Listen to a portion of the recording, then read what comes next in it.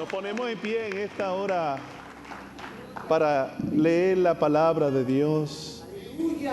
En el libro de Josué, capítulo 2, de los versos del 1 en adelante, estaremos compartiendo una palabra sobre una de las mujeres que están en la genealogía, y voy a tomar a Rahab, porque todavía hay mucho que decir de ella. De las 5 mujeres que se mencionan en la genealogía de Jesús, una de ellas era Rahab. Y dice la Escritura en el capítulo 2 de Josué: Josué, hijo de Nun, envió desde Sitín 2 espías, secretamente diciéndole: andad, reconocer la tierra y a Jericó. Y ellos fueron y entraron en casa de una ramera que se llamaba Rahab y posaron allí. Y fue dado aviso al rey de Jericó diciendo: he aquí, hombres de los hijos de Israel han venido aquí esta noche para espiar la tierra. Entonces el rey de Jericó envió a decir a Rahab: saca a los hombres que han venido a ti y han entrado en tu casa, porque han venido para espiar toda la tierra. Pero la mujer había tomado a los 2 hombres y los había escondido, y dijo: es verdad que unos hombres vinieron a mí, pero no supe de dónde eran. Y cuando se iba a cerrar la puerta, siendo ya oscuro, esos hombres se salieron, y no sé a dónde han ido. Seguidlos a prisa y los alcanzaréis. Mas ella los había hecho subir al tejado, al techo, y los había escondido entre los manojos de lino que tenía puesto en el terrado. Y los hombres fueron tras ellos por el camino del Jordán, por todos los vallados y puertas, y la puerta fue cerrada después que salieron a los perseguidores. Antes que ellos se durmiesen, ella subió al terrado y les dijo: sé que Jehová, escuche bien esta palabra del verso 9, sé que Jehová os ha dado esta tierra, porque el temor de vosotros ha caído sobre nosotros, y todos los moradores del país ya han desmayado por causa de vosotros. Porque hemos oído que Jehová hizo secar las aguas del Mar Rojo delante de vosotros cuando ustedes salieron de Egipto, y lo que habéis hecho a los 2 reyes de los amorreos que estaban al otro lado del Jordán, a Sehón y a Og, a los cuales habéis destruido. Oyendo esto, ha desmayado nuestro corazón, ni ha quedado más aliento en hombre alguno por causa de ustedes, porque Jehová vuestro Dios es Dios arriba en el cielo y abajo en la tierra. A la misma vez os ruego, pues ahora, que me juréis por Jehová, que como ha hecho misericordia con vosotros, como yo he hecho misericordia con ustedes, así la hagan ustedes conmigo y con la casa de mi padre, de la cual me daréis una señal segura, y que salvaréis la vida de mi padre y de mi madre, de mis hermanos y hermanas, y a todo lo que es suyo, y le libraréis de nuestra vida de la muerte. Ellos le respondieron: nuestra vida responderá por la vuestra, si no denunciares este asunto nuestro, y cuando Jehová nos haya dado toda la tierra, nosotros haremos contigo misericordia y verdad. Entonces ella los hizo descender con una cuerda por la ventana, porque su casa, ¿sabe dónde estaba su casa? Estaba en el tope del muro de la ciudad, y ella vivía sobre el muro. Y les dijo: marchaos al monte para que los que los fueron a buscar a ustedes no los encuentren. Escóndanse allí 3 días hasta que los que los persiguen vuelvan, y después ustedes podrán seguir su camino. Y ellos le dijeron: nosotros quedaremos libres de este juramento con que nos has juramentado. He aquí que cuando nosotros entremos en la tierra, tú atarás, este otro verso, aprenda, tú atarás este cordón de grana a la ventana por la cual nos descolgaste, y reunirás a tu padre y a tu madre, a tus hermanos y a toda tu familia de tu padre. Y cualquiera que saliere de las puertas de esta casa, su sangre será sobre su cabeza, y nosotros sin culpa. Mas cualquiera que estuviere en tu casa, se quedare dentro, su sangre será nuestra, estará sobre nuestra cabeza. Así que Cuando nosotros veamos el verso 21, ese cordón que está guindando en la ventana o en la puerta, en la ventana, sabremos que esta es la casa tuya.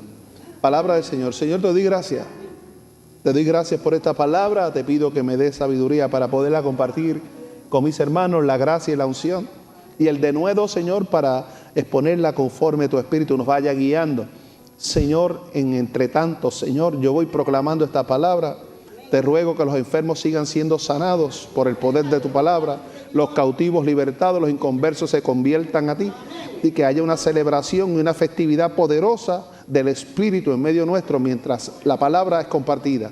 Transforma el corazón, renueva los pensamientos y obra en cada uno de nosotros de una manera poderosa. En el nombre de Jesús he orado y te doy gracias. Amén.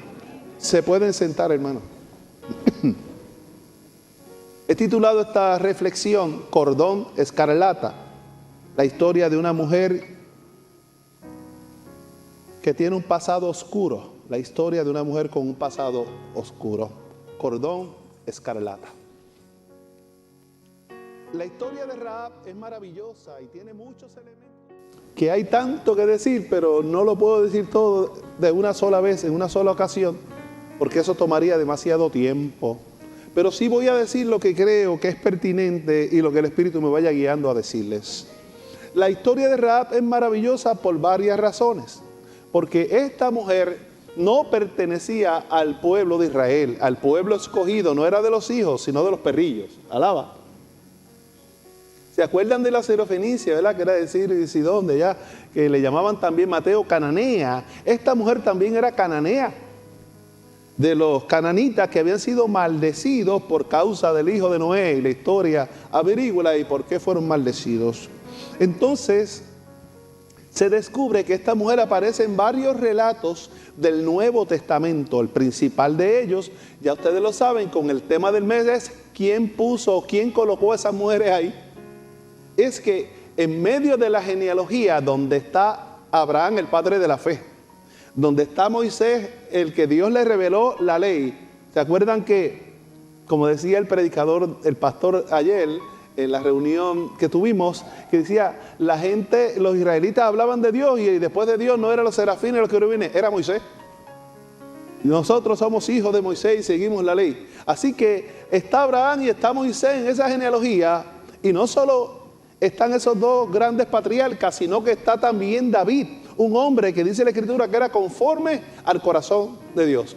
Y en medio de esos grandes hombres de la fe y de la historia, hay una mujer de una profesión, de la profesión más antigua que existe, que es la prostitución.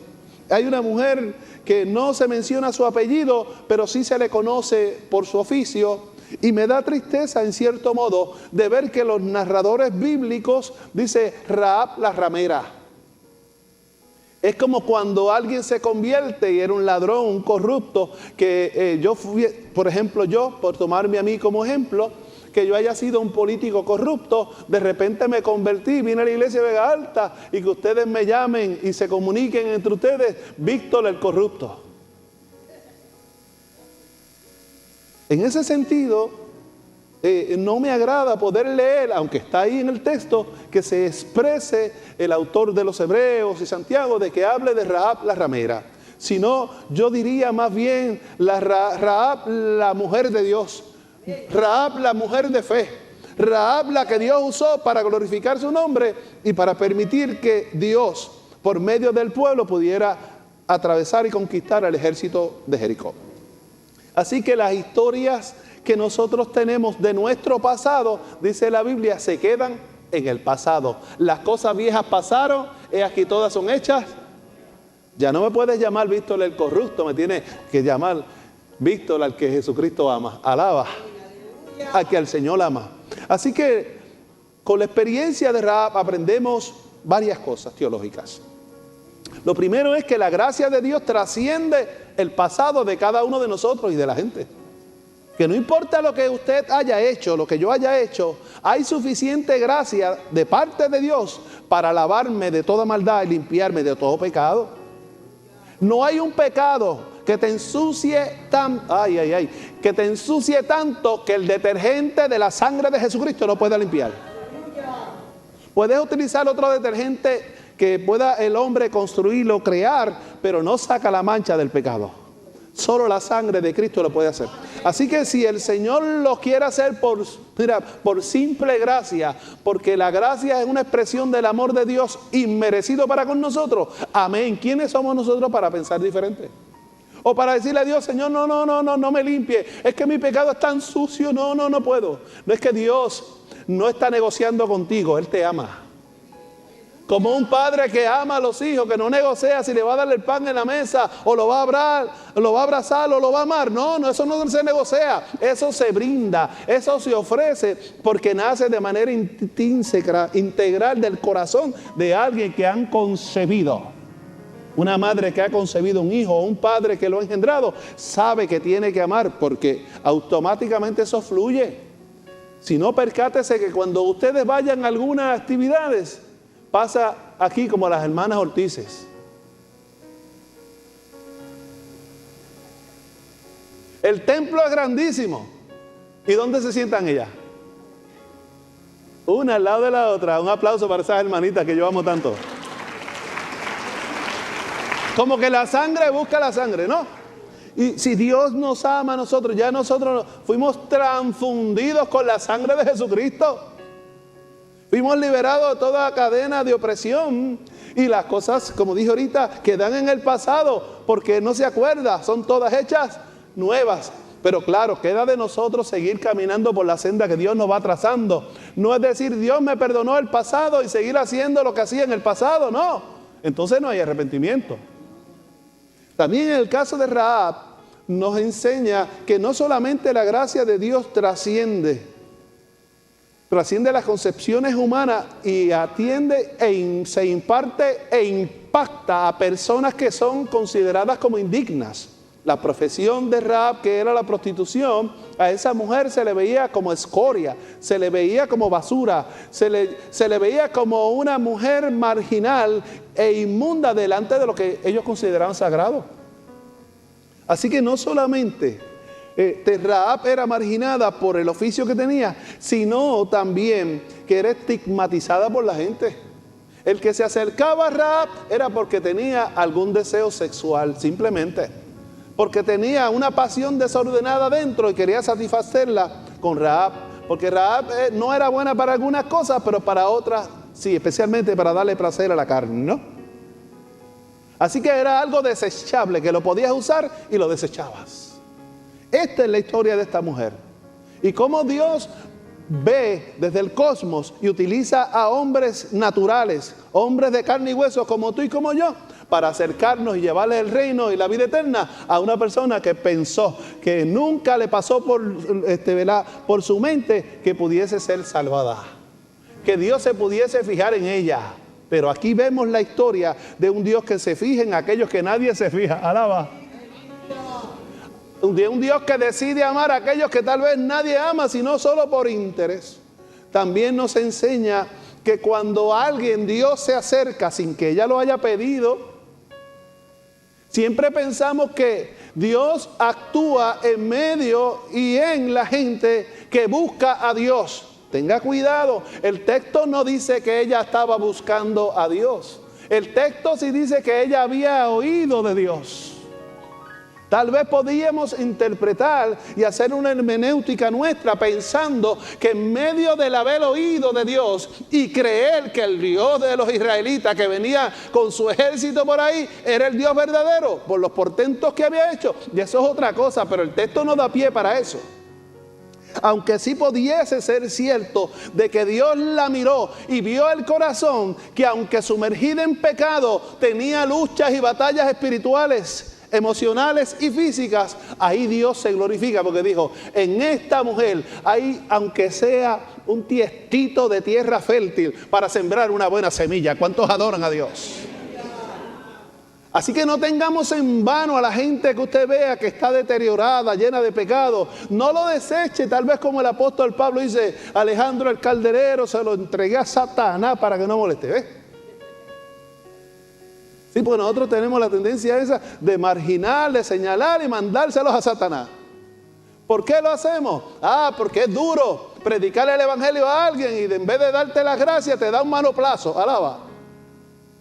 Te escupe la cara, te golpea, te margina, te critica, te violenta, te rapta y hasta te puede matar.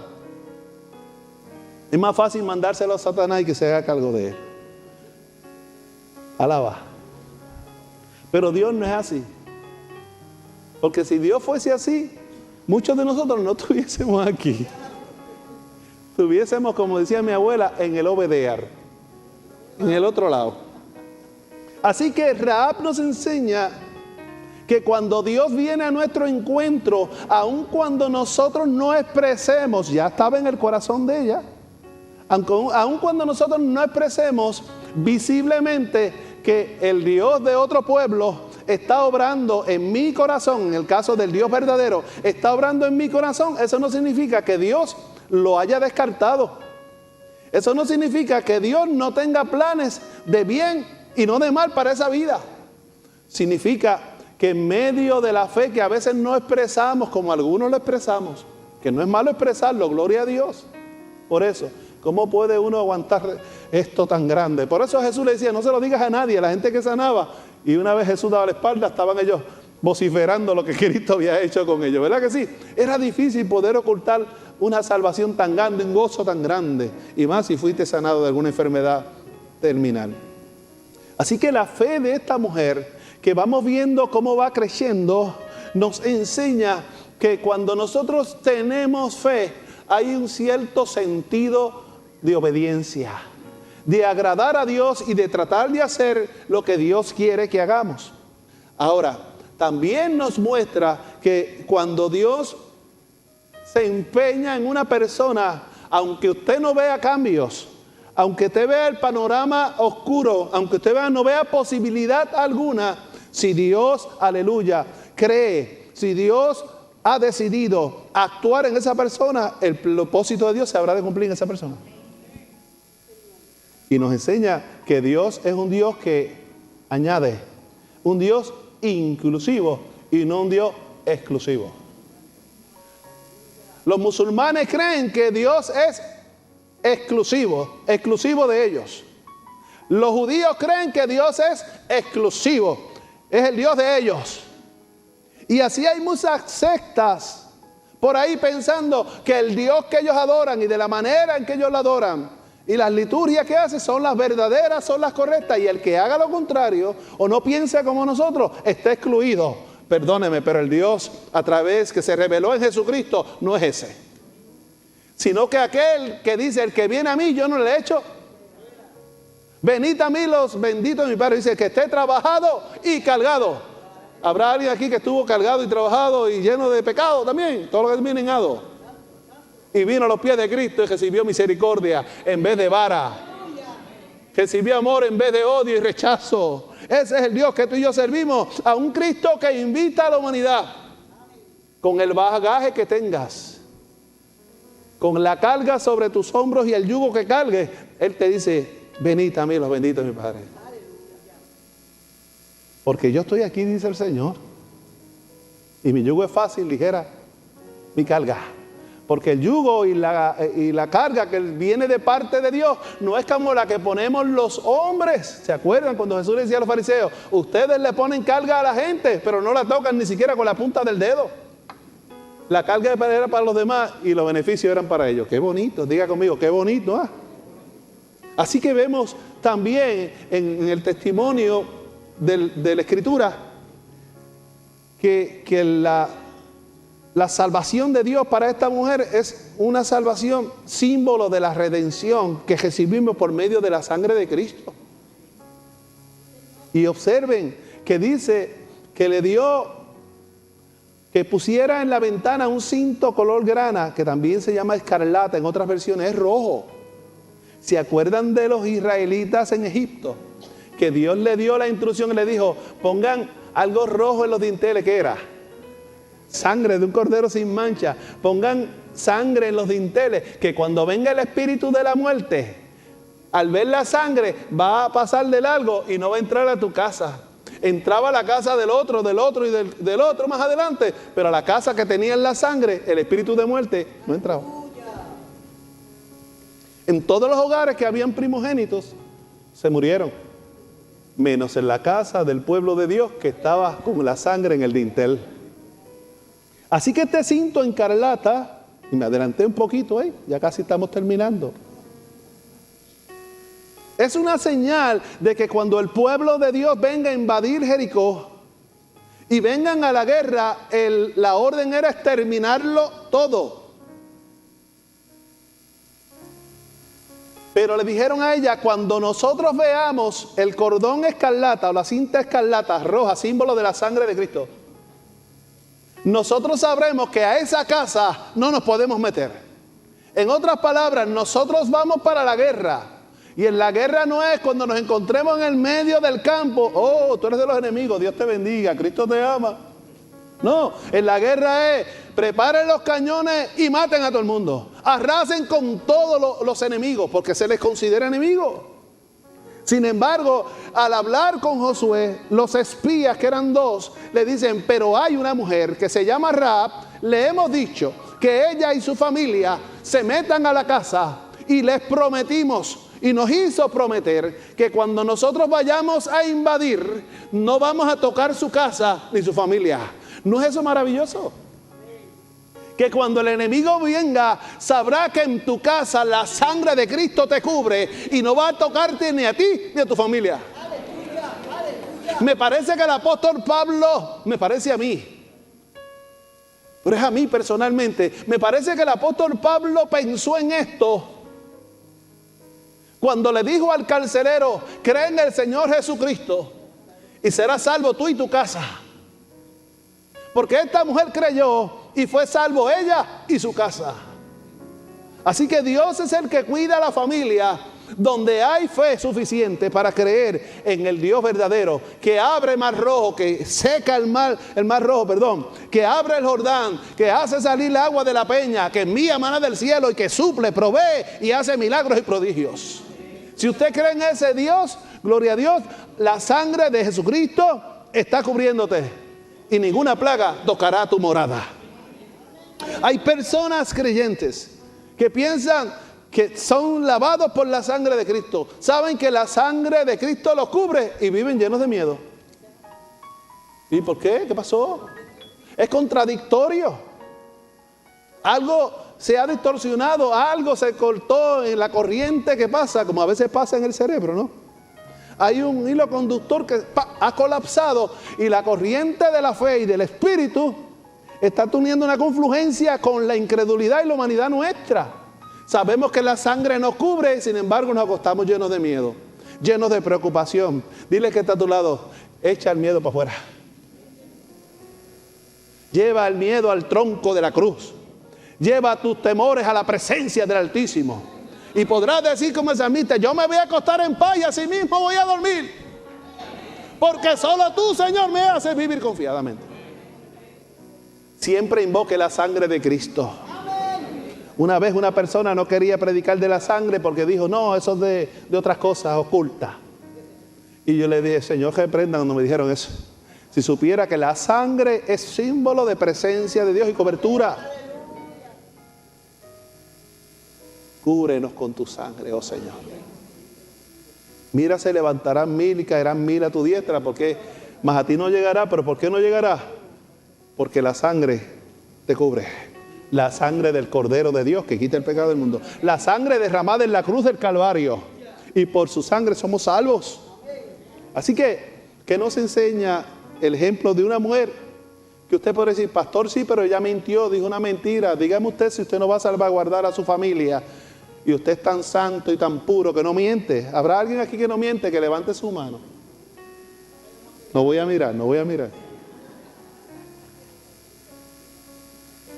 Porque si la levantas, decir que mentiroso eres. Y llega alguien a hacerte daño, se mete a tu casa y tú le dices, no puedo mentir. Ahí está la hija mía, mátala.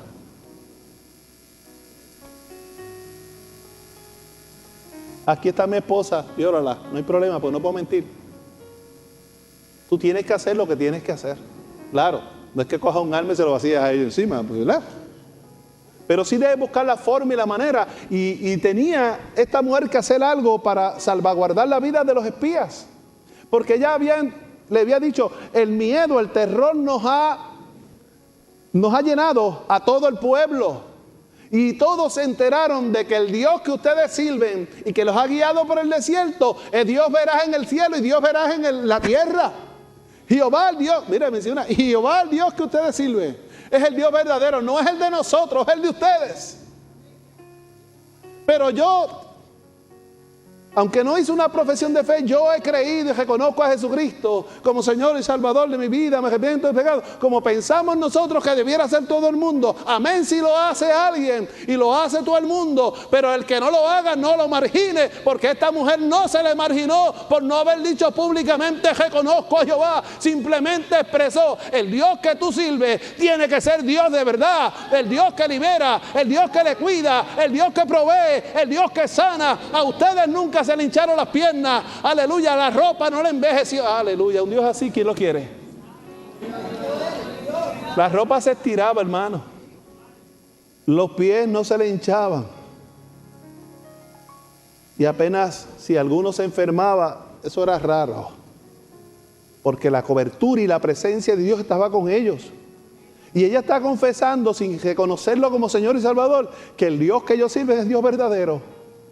Y si lo reconoce como el Dios verdadero, quiere decir que ya Dios está trabajando dentro de su ser. Usted haga lo que tenga que hacer, pero deje a Dios lo que le toca a Dios.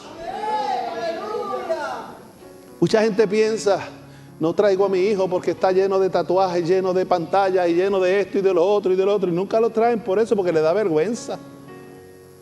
O queremos que un familiar, una vez recién convertido, haga esto y se convierta en un beato, como dicen los hermanos católicos. Se convierta en un ángel, en un serafín, en alguien tan santo y tan puro. No, esto es un proceso.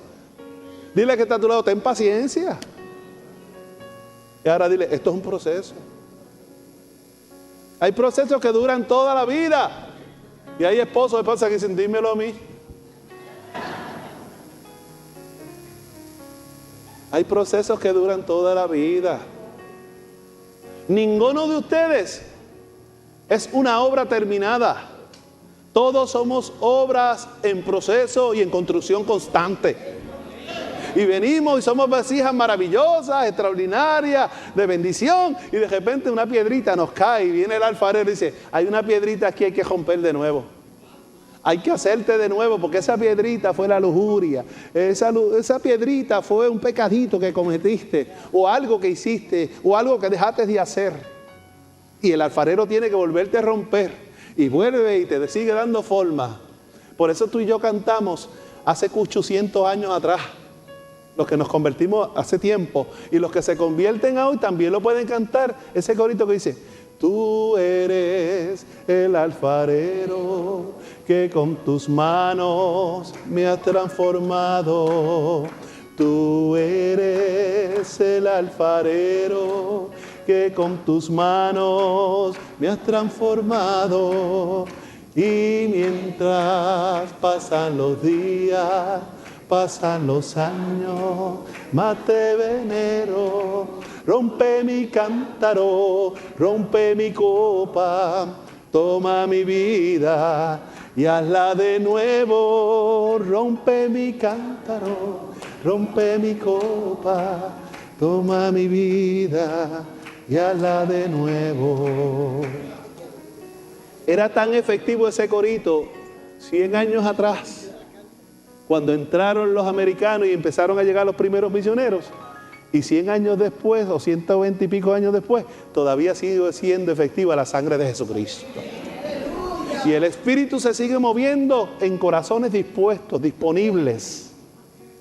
En corazones que anhelen de alguna manera, aunque no lo sepan expresarlo, no lo hagan públicamente. Vuelvo y recalco y perdonen la insistencia. No podemos exigirle a la gente que confiesen a Jesucristo públicamente para ratificar que verdaderamente son salvos. Esta mujer no lo confesó y Dios la salvó. Y no solamente la salvó de una muerte garantizada y segura, sino que hizo que algunos de aquellos dos espías, aleluya, se fijaran en ella.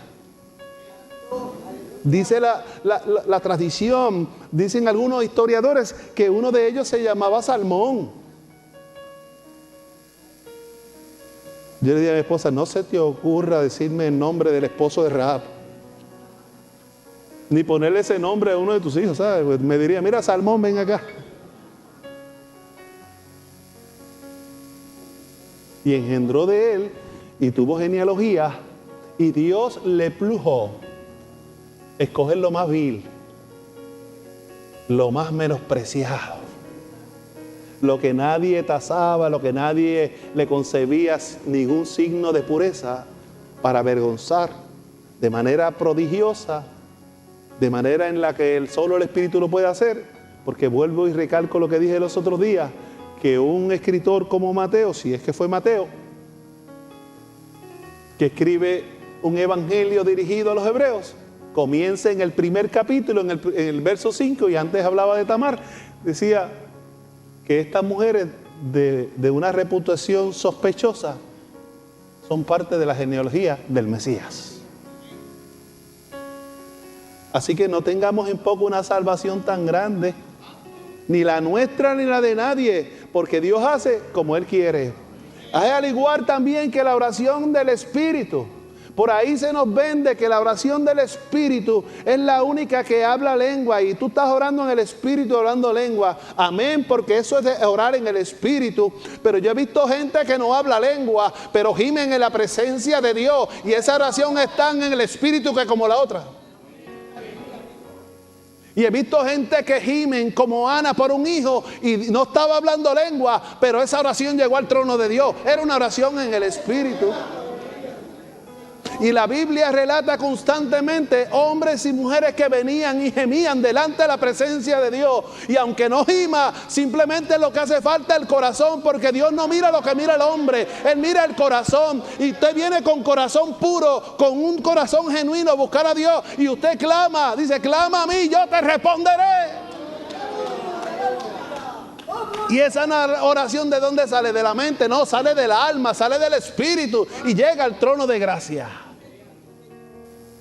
Así que la salvación no es por mérito, para que nadie se gloríe, alaba. No es por mérito. Esa mujer no tenía ningún mérito para que Dios la visitara, para que Dios tuviera misericordia de ella. Es más, para el pueblo, ella era la única, la última de la fila que tenía mérito para ser visitada por Dios. Pero Dios dice, es que no es a la manera tuya, es a la mía. Maravillosa, divina gracia, que nos escogió y nos redimió aún siendo inmerecedores de una salvación tan grande. Y aquí está mujer recibiendo la promesa. Y es tan grande la promesa y la bendición que Dios le da, que no solo salva a su casa, sino que también en Hebreos y en Santiago se menciona el nombre de esta mujer en la galería de los hombres de la fe, de los grandes hombres y mujeres de la fe. Y dice Rahab, la ramera. Ahí está esa mujer en medio de los patriarcas. Ahí está esa mujer en medio de los hombres grandes y de los historiadores, profetas, gente que Dios usó poderosamente. Y ahí está Rahab, la ramera. Si me dieran a dictar la Biblia, le quitaría a Rahab, la ramera. Le pondría a la hija de Dios. ¡Aleluya! Aunque a ella, estoy seguro que no le moleste ese sello, porque ella sabe quién es en Cristo, o en el Señor en aquel tiempo, y tú y yo sabemos quiénes somos en Cristo. Sé que a veces lo que vivimos o hacemos en el pasado, por las causas que sean, porque no estamos para juzgar a Rahab ni a nadie, nos pueden seguir por mucho tiempo, a algunos por toda la vida. Pero lo importante no es lo que hicimos y el peso estigmatizador que pueda tener eso. Lo importante es lo que Dios ha hecho, está haciendo y hará en tu vida. Que tú tienes garantizada la vida eterna junto con Él. ¿Cuánto vale eso? Y es mencionada en Hebreos y en Santiago como una fe que no se quedó en el estrado, que no salió y se quedó en el corazón como un cofrecito. Ay, qué linda es mi fe, la cojo para mí, la beso todos los días, qué grande y preciosa es mi fe. Nada de eso. Era una fe activa. Si usted dice que tiene fe, yo también, Tu fe tiene que ser activa. Por eso, en medio de que sabía que la podían matar, en medio que sabía el riesgo que se estaba corriendo, ella decidió salvaguardar la vida de estos dos espías que adoran al Dios verdadero en el cielo y en la tierra. La pregunta que te hago, ¿hasta qué punto y hasta dónde tú estás dispuesto a llegar por la fe que tienes o que profesas tener? ¿Serías capaz de aceptar sufrir persecución y rechazo por causa de tu fe? ¿Qué tal si te botan del empleo o te amenazan que te van a botar del empleo si se enteran que tú le sirves a un Dios vivo, a Jesucristo? ¿Qué harías? ¿Qué harías si tus padres o tu cónyuge te dice, si sigues yendo a esa iglesia, si sigues buscando de Dios, esto se acabó? Como pasado con muchas personas que yo he atendido, me dicen, recibí a Cristo y me botaron de mi casa. ¿Estás dispuesta o dispuesto a eso? ¿Estás dispuesto a dar la vida por Jesús? En la historia se ve precioso y es maravilloso escucharla, pero tenemos que aterrizar ese texto en algún lado. Y aquí está el avión llegando. Esta es la autopista, y la autopista guía al altar. Y también llega al altar de tu corazón. ¿Qué estás dispuesto a hacer por la fe que dices tener? Y si no tienes ninguna, el Señor te dice, hoy te voy a llamar, hoy te voy a llenar, hoy porque te he visto, te he escogido, y no pienses que te he rechazado, ni que te he escogido por las cualidades que tienes. No, todo lo contrario, es que quiero llenarte de mi gracia, es que quiero que experimentes mi amor, es que quiero abrazarte, porque hace tiempo no te abrazan, hace tiempo no te dice que te aman, pero el Señor te lo dice hoy, te amo, te dice el Señor, y el Señor quiere abrazarte y darte el valor que tú te mereces y verte con los ojos que Él te mira. Póngase de pie en esta hora.